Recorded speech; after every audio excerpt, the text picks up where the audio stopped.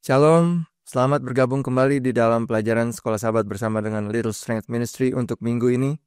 Adalah suatu kebahagiaan dan berkat ketika kita bisa bersama-sama lagi mempelajari firman Tuhan. Semoga Anda sehat-sehat dan senantiasa diberkati Tuhan selalu.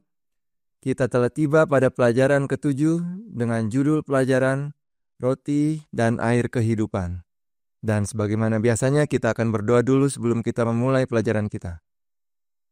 Bapa kami dalam surga, kami datang kepadamu ya Tuhan, kami mohon kehadiran Roh Suci Tuhan di tengah-tengah kami ketika kami mempelajari firman Tuhan. Biarlah Roh Suci Tuhan akan hadir untuk menerangi hati kami, memberikan kepada kami pengertian, kami boleh mengerti maksud dan rencana Tuhan melalui pelajaran ini. Dalam nama Tuhan Yesus kami berdoa, amin. Saudara, ayat hafalan kita terdapat dalam Keluaran pasal 16, ayat 28 dan 29 dan 30. Yang berbunyi sebagai berikut. Sebab itu Tuhan berfirman kepada Musa, berapa lama lagi kamu menolak mengikuti segala perintahku dan hukumku? Perhatikanlah, Tuhan telah memberikan Sabat itu kepadamu. Itulah sebabnya pada hari ke-6, Ia memberikan kepadamu roti untuk 2 hari. Tinggallah kamu di tempatmu masing-masing, seorang pun tidak boleh keluar dari tempatnya pada hari ke-7 itu. Lalu beristirahatlah bangsa itu pada hari ke-7. Dalam pengembaraan bangsa Israel di padang gurun, Tuhan memberikan makan bangsa Israel dengan menurunkan mana setiap hari. Apakah mana turun setiap hari? Kecuali hari Sabat. Mari kita lihat pelajaran kita dengan masuk ke dalam pelajaran hari Minggu yang judulnya adalah Air yang Pahit. Orang Israel berjalan 3 hari perjalanan di padang belantara dan mereka tidak menemukan air. Ketika mereka sampai di tempat yang bernama Mara, mereka menemukan air, tetapi airnya pahit dan tidak bisa mereka minum. Lalu kemudian mereka bersungut-sungut kepada Musa, kepada Tuhan sebenarnya tetapi melalui Musa. Dan kemudian Musa berseru kepada Tuhan, barulah Tuhan mengubah air yang pahit menjadi manis. Pertanyaannya adalah kenapa Tuhan membiarkan bangsa Israel mendapatkan air yang pahit? Kenapa tidak langsung memberikan air yang manis kepada bangsa Israel? Saudara, kepahitan sering digunakan dalam konteks hubungan. Misalnya di dalam Yeremia 2 ayat 19 dikatakan, kejahatanmu akan menghajar engkau, dan kemurtadanmu akan menyiksa engkau. Ketahuilah dan lihatlah betapa jahat dan pedihnya. Kata pedih di sini adalah dimaksudkan dengan pahit. Betapa pahitnya engkau meninggalkan Tuhan Allahmu dan tidak gemetar terhadap aku. Demikianlah firman Tuhan Allah semesta alam. Jadi ini menggambarkan hubungan antara bangsa Israel dengan Tuhan. Selanjutnya kita lihat konteks hubungan berikutnya di dalam Kolose 3 ayat 19. Hai suami-suami, kasihilah istrimu dan janganlah berlaku kasar. Dan kembali lagi kata kasar di sini adalah yang disebut juga dengan pahit di dalam bahasa aslinya. Dengan kata lain, janganlah berlaku pahit terhadap dia. Saudara-saudara, banyak rumah tangga hancur, suami istri berpisah karena ada kepahitan di dalam rumah tangga. Dan hubungan antara bangsa Israel dengan Tuhan digambarkan seperti hubungan antara suami dengan istri. Di dalam Yeremia pasal 3 ayat 20 dikatakan sebagai berikut. Tetapi sesungguhnya seperti seorang istri tidak setia terhadap temannya. Dan kata teman di sini di dalam bahasa sebenarnya adalah suami. Seperti seorang istri tidak setia terhadap suaminya, demikianlah kamu tidak setia terhadap aku, hai kaum Israel. Demikianlah firman Tuhan. Selanjutnya mari kita perhatikan Yeremia 31 ayat 32. Alkitab katakan, bukan seperti perjanjian yang telah kuadakan dengan nenek moyang mereka pada waktu aku memegang tangan mereka untuk membawa mereka keluar dari tanah Mesir. Perjanjianku itu telah mereka ingkari, meskipun aku menjadi tuan, dan kata tuan di sini adalah suami. Meskipun aku menjadi suami yang berkuasa atas mereka, demikianlah firman Tuhan. Jadi sekali lagi hubungan antara Tuhan dan bangsa Israel digambarkan dengan hubungan antara suami istri, di mana hubungan tersebut menjadi pahit ketika ada satu pihak yang tidak mengasihi atau tidak menuruti pasangannya. Saudara, dalam sejarah kita tahu bahwa pada tahun 1844, umat Tuhan beranggapan bahwa Yesus akan datang untuk menjemput mereka. Mari kita lihat di dalam Wahyu pasal 10, ayat 9 dan 10, apa yang terjadi ketika Yesus tidak datang. Lalu aku pergi kepada malaikat itu dan meminta kepadanya supaya ia memberikan gulungan kitab itu kepadaku. Katanya kepadaku, ambillah dan makanlah dia, ia akan membuat perutmu terasa pahit, tetapi di dalam mulutmu ia akan terasa manis seperti madu. Ayat 10. Lalu aku mengambil kitab itu dari tangan malaikat itu dan memakannya. Di dalam mulutku ia terasa manis seperti madu, tetapi sesudah aku memakannya, perutku menjadi pahit rasanya. Harapan bahwa Yesus sudah akan datang terasa manis bagi mereka yang mengasihi dan merindukan kedatangan Yesus. Tetapi kemudian kenyataan menjadi pahit karena Yesus tidak datang di hari yang mereka sangka Yesus akan datang. Saudara, bangsa Israel bersungut-sungut ketika air yang mereka minum ternyata pahit. Mungkin bangsa Israel berpikir bahwa mereka seharusnya disediakan air. Apakah Musa tidak tahu bahwa kalau melewati jalur itu mereka tidak bisa mendapatkan air? Siapa yang pilih rute ini? Itu mungkin yang ada di dalam pikiran bangsa Israel. Bagaimana tetapi seharusnya sikap orang Israel ketika mereka haus, ketika mereka mau minum, tapi tidak bisa minum? Siapa penanggung jawab perjalanan ini? Bukankah Musa? Jadi bukankah masuk di akal kalau bangsa Israel bersungut-sungut terhadap Musa? Ada banyak alasan untuk bersungut-sungut, dan kebanyakan alasan tersebut bukan dibuat-buat. Tetapi apakah persungutan mereka bisa dibenarkan? Kenapa Tuhan tidak langsung berikan air yang bisa diminum? Kalau toh ujung-ujungnya Tuhan juga akan membuat mujizat dengan membuat air yang pahit menjadi manis. Di dalam Keluaran pasal 15 ayat 25, kita diberikan jawabnya ketika Musa berseru kepada Tuhan. Mari kita baca. Keluaran 15 ayat 25. Musa berseru-seru kepada Tuhan, dan Tuhan menunjukkan kepadanya sepotong kayu. Musa melemparkan kayu itu ke dalam air, lalu air itu menjadi manis. Di sanalah diberikan Tuhan ketetapan-ketetapan dan peraturan-peraturan kepada mereka. Dan di sanalah Tuhan mencoba mereka. Nah, saudara, mencoba yang kata lainnya adalah menguji. Di sana dikatakan Tuhan menguji mereka. Tetapi apakah yang diuji oleh Tuhan dari bangsa Israel? Karakter mereka. Di dalam Ulangan pasal 8 ayat 2, Alkitab katakan, ingatlah kepada seluruh perjalanan yang kau lakukan atas kehendak Tuhan Allahmu di padang gurun selama 40 tahun ini, dengan maksud merendahkan hatimu dan mencobai engkau untuk mengetahui apa yang ada dalam hatimu, yakni apakah engkau berpegang pada perintahnya atau tidak. Bangsa Israel telah dibebaskan dari perbudakan di Mesir, dan Tuhan akan menuntun mereka untuk masuk ke tanah perjanjian. Tetapi di padang belantara, mereka terlebih dahulu harus melalui periode ujian, di mana karakter mereka diuji. Apakah mereka berpegang pada ketetapan dan perintah-perintah Tuhan atau tidak? Oleh karena ketetapan dan perintah-perintah Tuhanlah yang akan berlaku di tanah perjanjian. Saudara, padang belantara adalah periode penghakiman pra-tanah perjanjian bagi bangsa Israel. Bangsa Israel tidak dapat memasuki tanah perjanjian dengan membawa ketetapan mereka sendiri. Tanah perjanjian bukan hak bangsa Israel, tetapi tanah perjanjian adalah pemberian dari Tuhan. Di dalam Yudas pasal 1 ayat 5, Yudas hanya satu pasal. Di dalam Yudas 5 dikatakan, tetapi sekalipun kamu telah mengetahui semuanya itu dan tidak meragukannya lagi, aku ingin mengingatkan kamu bahwa memang Tuhan menyelamatkan umatnya dari tanah Mesir, namun sekali lagi membinasakan mereka yang tidak percaya. Jadi meskipun bangsa Israel telah dilepaskan dari Mesir, tetapi karena tidak percaya, karena tidak turut perintah Tuhan, karena tidak lulus periode ujian yang menunjukkan karakter seperti apa yang mereka miliki, mayoritas bangsa Israel tidak dapat masuk ke dalam tanah perjanjian.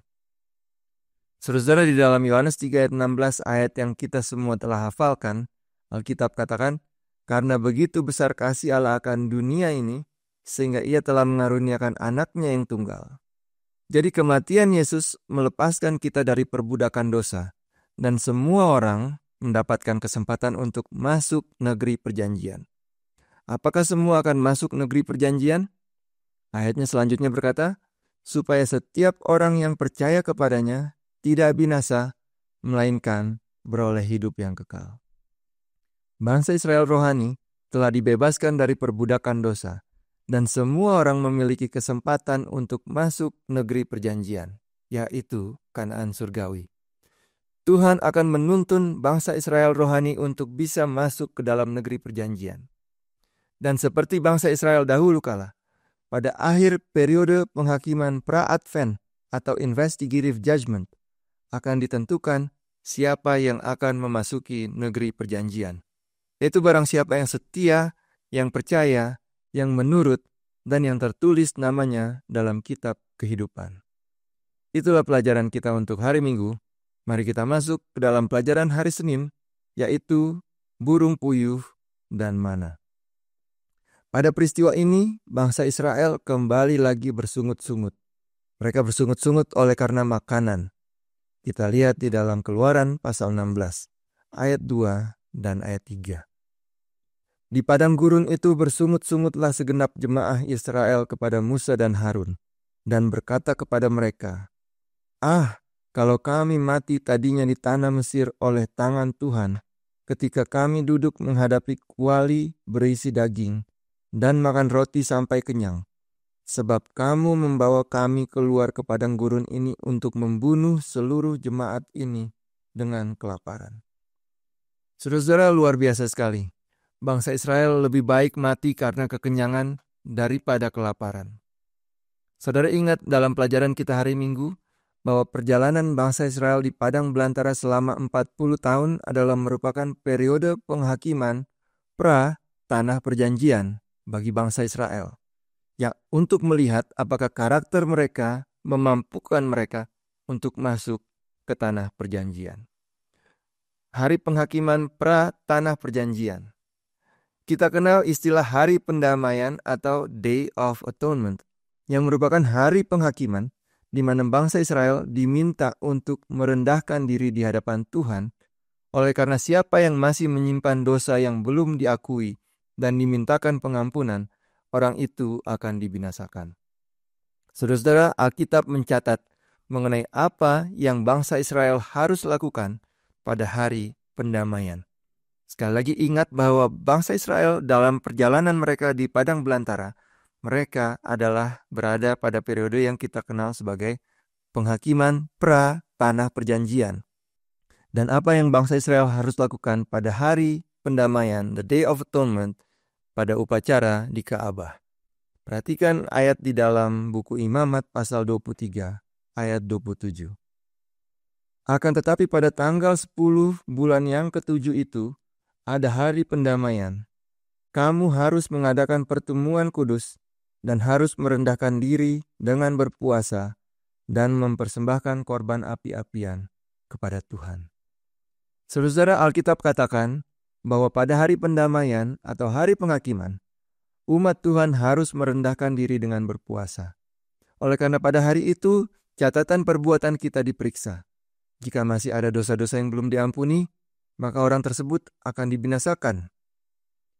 Orang Israel bersungut-sungut karena tidak dapat memuaskan selera makan mereka. Dan mereka lebih senang mati kekenyangan katanya di Mesir. Itulah pilihan mereka. Tidak heran semua orang yang berumur 20 tahun ke atas pada waktu keluar dari Mesir. Mereka semua binasa di padang belantara, kecuali Yosua dan Kaleb.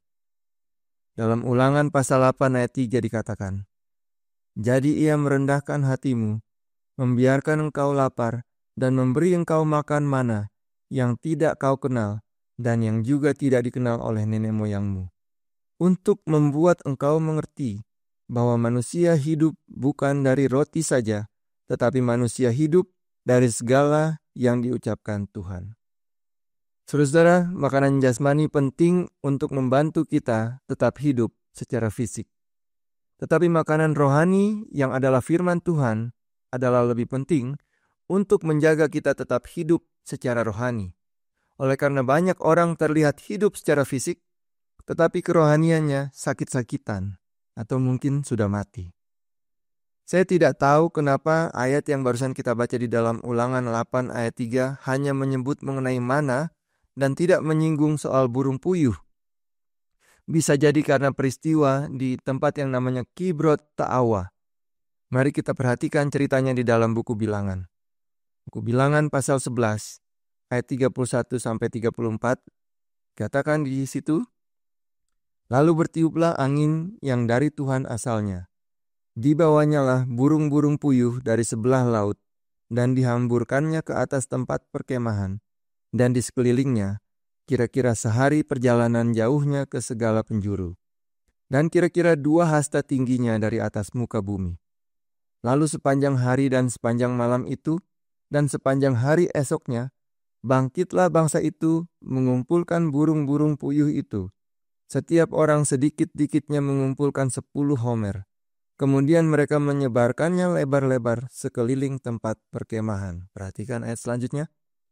Selagi daging itu, yaitu daging burung puyuh itu, ada di mulut mereka sebelum dikunyah, maka bangkitlah murka Tuhan terhadap bangsa itu, dan Tuhan memukul bangsa itu dengan suatu tulah yang sangat besar. Sebab itu dinamailah tempat itu Kibrot Ta'awa, karena di sanalah dikuburkan orang-orang yang bernafsu rakus. Saudara-saudara, Alkitab begitu spesifik mengenai hal pertarakan. Orang yang bukan sekedar makan untuk memenuhi keperluan jasmani agar tetap hidup, tetapi makan karena nafsu keserakahan, dalam cerita tadi dikatakan mereka dibinasakan oleh Tuhan. Perhatikan ayat berikut ini dalam buku Yeskiel, pasal 16 ayat 49. Lihat, inilah kesalahan Sodom, kakakmu yang termuda itu. Apa saja di situ yang dimaksud dengan kesalahan Sodom? Kecongkakan, makanan yang berlimpah-limpah, dan kesenangan hidup ada padanya dan pada anak-anaknya perempuan, tetapi ia tidak menolong orang-orang sengsara dan miskin. Saudara, kata kesalahan di situ adalah kata yang sama yang digunakan untuk menyebut dosa. Dan dikatakan bahwa makanan yang berlimpah-limpah adalah kesalahan Sodom atau dosa Sodom. Saudara, saya ingin memberikan poin terakhir untuk pelajaran hari Senin ini. Oleh karena sama seperti bangsa Israel pada waktu akan masuk tanah perjanjian, di mana mereka melewati periode penghakiman. Begitu juga dengan kita. Sejak tahun 1844, kita juga berada dalam hari pendamaian atau periode penghakiman pra-Advent. Berarti kita juga diminta untuk merendahkan diri dan berpuasa. Tetapi berpuasa seperti apa yang dimaksud? Berikut adalah tulisan Roh Nubuat dari Review and Herald. Banyak hal yang sering kali dibuat sebagai makanan yang sebenarnya tidak pantas untuk jadi makanan. Oleh karena rasanya yang tidak alami, tetapi telah dilebih-lebihkan. Jenis makanan yang merangsang membuat keinginan untuk perangsang yang lebih lagi. Makanan yang tidak bisa dicerna membuat sistem tubuh tidak berfungsi, dan hasilnya adalah selera dan rasa lapar yang tidak alamiah. Pertarakan sejati mengajarkan kita untuk meninggalkan sepenuhnya atau berpuasa dari hal-hal tersebut. Meninggalkan sepenuhnya makanan yang merusak dan menggunakan makanan yang sehat dan bergizi dengan secukupnya. Tidak dengan berlebihan. Jadi meskipun makanan yang kita makan adalah sehat, tetapi kita hanya disuruh untuk makan dengan secukupnya, tidak dengan berlebih-lebihan. Saudara-saudara, inilah jenis puasa yang harus dilakukan oleh umat Tuhan yang hidup pada periode hari penghakiman, agar kita dapat memusatkan perhatian kita pada hal-hal yang rohani dan meninggalkan hal-hal yang duniawi. Selanjutnya kita masuk kepada pelajaran hari Selasa. Judul pelajarannya adalah air dan batu. Saudara-saudara, bangsa Israel kembali bersungut-sungut ketika mereka tiba di tempat yang bernama Rafidim, dan di sana mereka tidak menemukan air. Mereka bertengkar dengan Musa, sampai-sampai mereka hampir melempari Musa dengan batu. Terlepas dari bukti-bukti kebesaran dan mujizat-mujizat yang Tuhan telah lakukan di depan bangsa Israel, mereka tetap bersungut-sungut. Meskipun mereka bersungut-sungut terhadap Musa, tetapi persungut-sungutan mereka menunjukkan ketidakpercayaan mereka terhadap Allah. Di satu sisi kita bertanya, bagaimana seharusnya bangsa Israel bersikap ketika mereka kehausan dan tidak ada air untuk diminum? Pada siapa mereka harus mengutarakan komplain mereka? Bukankah seharusnya pada pemimpin rombongan yang dalam hal ini Musa, dan itu yang sudah mereka lakukan. Ketika Yesus disalib, setelah mengalami penyiksaan dan hinaan yang luar biasa, Yesus juga mengalami rasa haus. Tetapi gantinya mendapatkan air yang bisa melegakan kehausannya, orang malah memberikan anggur asam kepada Yesus. Mari kita lihat ayatnya di dalam Yohanes pasal 19, ayat 28 dan 29. Sesudah itu karena Yesus tahu bahwa segala sesuatu telah selesai, berkatalah ia, supaya genaplah yang ada tertulis di dalam kitab suci, aku haus. Di situ ada suatu bekas penuh anggur asam. Maka mereka mencucukkan bunga karang yang telah dicelupkan dalam anggur asam pada sebatang hisop, lalu mengunjukkannya ke mulut Yesus. Saudara-saudara, masalah orang Israel lebih besar dari rasa haus mereka. Masalah mereka adalah bahwa mereka tidak percaya bahwa Tuhan sebagai pemimpin sanggup memimpin mereka untuk menuju ke tanah perjanjian dan menyediakan segala keperluan mereka. Terlepas dari mujizat-mujizat yang Tuhan telah tunjukkan di hadapan mereka, orang Israel tetap menunjukkan rasa tidak percaya. Di dalam Lukas pasal 12 ayat 29 sampai 31 dikatakan, jadi janganlah kamu mempersoalkan apa yang akan kamu makan atau apa yang akan kamu minum, dan janganlah cemas hatimu. Semua itu dicari bangsa-bangsa di dunia yang tidak mengenal Allah. Akan tetapi Bapamu tahu bahwa kamu memang memerlukan semuanya itu. Tetapi carilah kerajaannya, maka semuanya itu akan ditambahkan juga kepadamu. Saudara-saudara, marilah kita belajar dari pengalaman bangsa Israel. Marilah kita percaya kepada Tuhan sebagai pemimpin kita yang menuntun kita dalam perjalanan menuju ke tanah perjanjian. Dia akan menyediakan segala keperluan kita, tetapi kita harus terlebih dahulu mencari kerajaannya. Itulah pelajaran kita untuk hari Selasa. Mari kita lihat selanjutnya pelajaran hari Rabu dengan judul pelajaran Yitro. Yitro yang adalah mertua Musa datang kepada Musa. Musa lalu menceritakan kebesaran Tuhan dan perbuatan-perbuatan yang Tuhan lakukan bagi bangsa Israel. Dan kemudian Yitro melihat bahwa Musa seorang diri memimpin bangsa Israel yang banyak jumlahnya. Mari kita lihat di dalam Keluaran pasal 18, mulai dari ayat 17.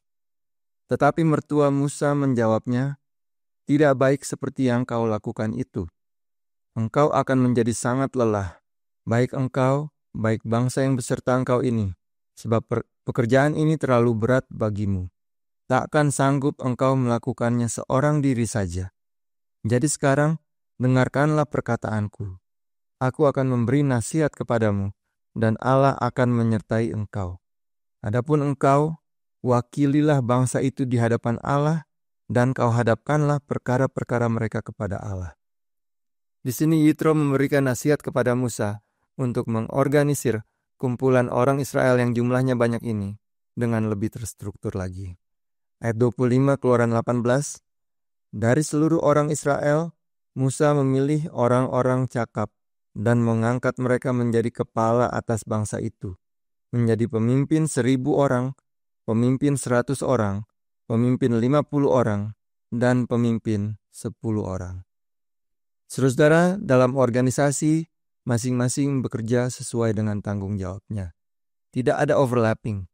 Pemimpin 50 tidak menjadi pemimpin 100 selama dia tidak menjalankan tanggung jawab atas 50 yang dipimpinnya, dan seterusnya.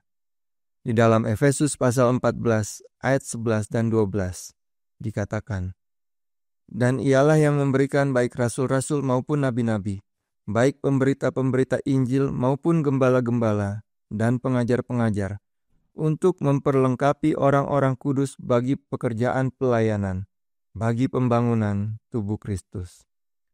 Dalam tubuh Kristus, kalau masing-masing melakukan tanggung jawabnya, tidak perlu ada overlapping. Pembangunan tubuh Kristus, yaitu jemaat, akan berjalan ke arah yang baik. Tetapi kriteria-kriteria pekerja harus dijelaskan. Di dalam Keluaran 18 ayat 21, bagian dari nasihat Yitro dikatakan di situ.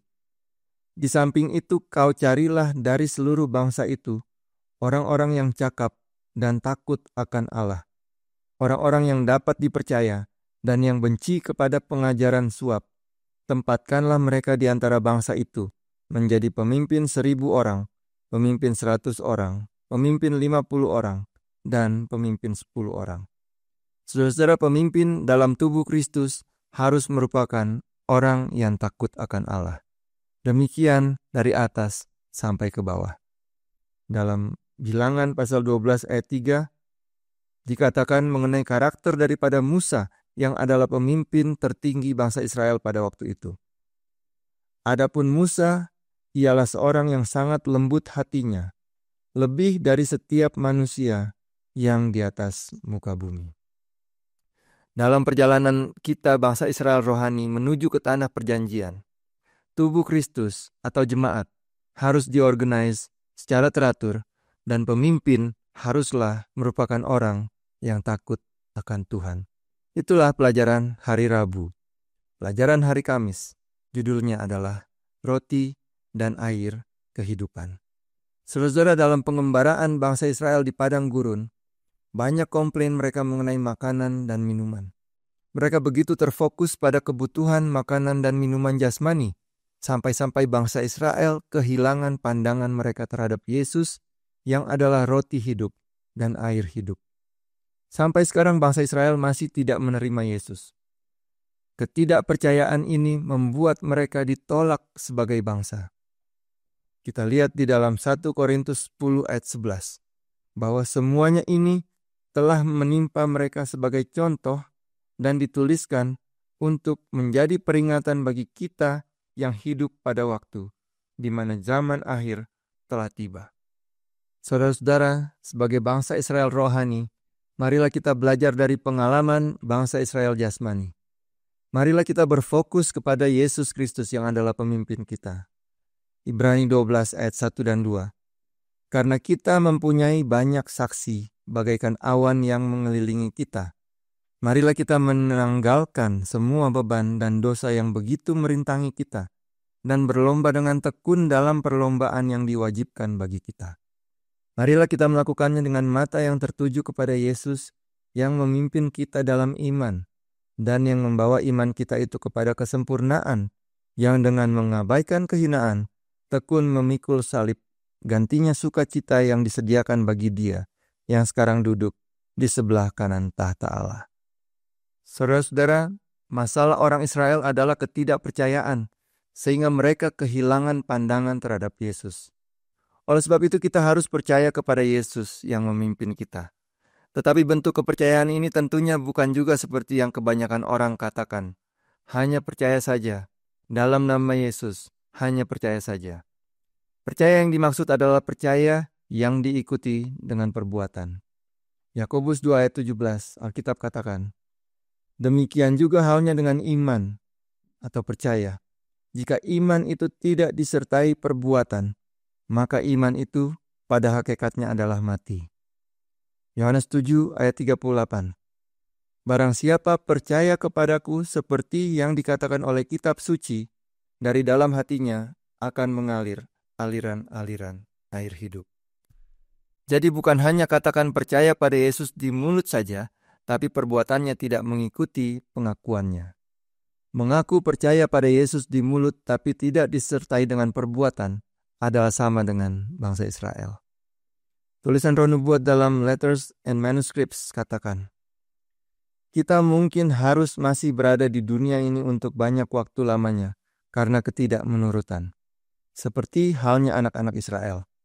Tetapi demi Kristus, umatnya janganlah menambah dosa demi dosa dengan menuduh Tuhan bertanggung jawab atas konsekuensi dari perbuatan mereka yang salah. Saudara-saudara, seharusnya kita sudah bisa lebih cepat tiba di tanah perjanjian. Kalau kita percaya pada pemimpin tertinggi kita, bahwa Ia akan menuntun kita untuk tiba di Kanaan surgawi. Yohanes 6 ayat 35 katakan, kata Yesus kepada mereka, Akulah roti hidup, barang siapa datang kepadaku, ia tidak akan lapar lagi. Dan barang siapa percaya kepadaku, ia tidak akan haus lagi. Yesaya 33 ayat 15 dan 16. Orang yang hidup dalam kebenaran, yang berbicara dengan jujur, yang menolak untung hasil pemerasan, yang mengebaskan tangannya supaya jangan menerima suap, yang menutup telinganya supaya jangan mendengarkan rencana penumpahan darah, yang menutup matanya supaya jangan melihat kejahatan. Dialah seperti orang yang tinggal aman di tempat-tempat tinggi. Bentengnya ialah kubu di atas bukit batu. Rotinya disediakan, air minumnya terjamin. Saudara, jangan kita khawatir akan air dan roti jasmani. Tuhan tahu keperluan jasmani kita. Tetapi kita perlu menemukan Yesus dan membiarkan Yesus tinggal dalam hidup kita, berkuasa dalam hidup kita. Maka kita tidak pernah akan khawatir lagi akan air dan roti. Karena hadirat Yesus akan memuaskan dan mengenyangkan kita, memberikan kita hidup yang kekal. Inilah pelajaran kita untuk minggu ini. Mari kita tutup pelajaran kita. Kita berdoa bersama-sama. Tuhan Bapa kami dalam surga, terima kasih ya Tuhan atas pelajaran yang Tuhan telah berikan kepada kami. Melalui pengalaman bangsa Israel, biarlah ini boleh menjadi pelajaran, memberikan kekuatan kepada kami untuk boleh mempercayai Yesus sebagai pemimpin kami, bersandar sepenuhnya kepada Yesus, mempercayai bahwa Tuhan mengetahui segala kebutuhan kami. Tuhan sanggup menyediakan segala keperluan dan kebutuhan kami, asalkan saja kami mendahulukan mencari kerajaan Tuhan. Dan biarlah ini boleh menjadi fokus kami untuk menyerahkan hidup kami kepada Yesus, mempercayai Yesus, dan Yesus akan menuntun kami untuk boleh tiba di tanah perjanjian, yaitu Kanaan surgawi. Bapa dalam surga, berkatilah setiap orang yang menyaksikan kabaran ini. Biarlah kami semua boleh dikuatkan dan diberkati. Terima kasih Tuhan, kami serahkan dalam nama Tuhan Yesus, Juru Selamat, penebus kami. Amin. Saudara, terima kasih Anda sudah belajar bersama dengan kami. Kiranya saudara terberkati. Sampai jumpa pada pelajaran di minggu yang akan datang. Tuhan memberkati.